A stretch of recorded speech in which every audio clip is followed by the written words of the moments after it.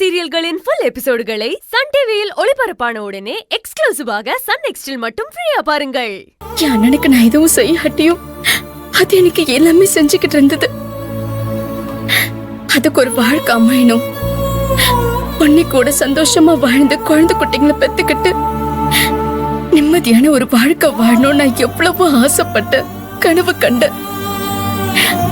ஆனா அது எல்லாமே பொய்யா போச்சு.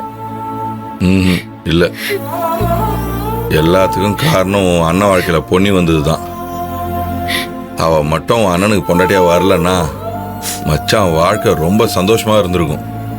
நம்ம வாழ்க்கைய நம்ம நினைச்ச மாதிரி சந்தோஷமா வாழ்ந்திருப்போம். அன்னைக்கு ஏதோ நான் செஞ்ச தப்புனால இப்ப வரைக்கும் நான் வேதனைப்பட்டுக்கிட்டு தான் இருக்கேன்.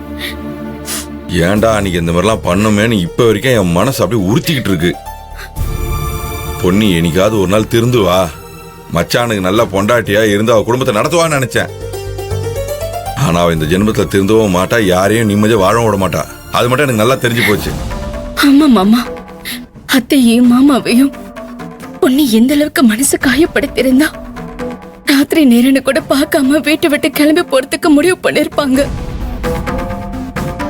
அவங்க பேக்க கையில வச்சுக்கிட்டு நின்னுப்போ என்னால அழுகையை கட்டுப்படுத்தவே முடியல. தங்கமே, அப்பா அம்மாவும் கஷ்டப்பட்டு பேசும்போது அப்படியே அந்த பொண்ணிய பலார்னு அடிக்கணும் போல தோணுச்சு.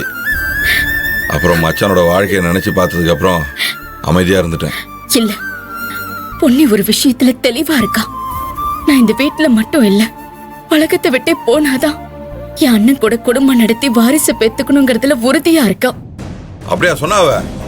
அவளை என்ன பண்ற பாரு இப்போ. தேவலாம் வேண்டாம் மாமா, விட்டுருங்க. ஏய், அவளை அச்சா தாண்டி சிரிப்பட்டு வரா. என்ன பேச்சு பேசினுங்கற பாரு. வேண்டாம் மாமா,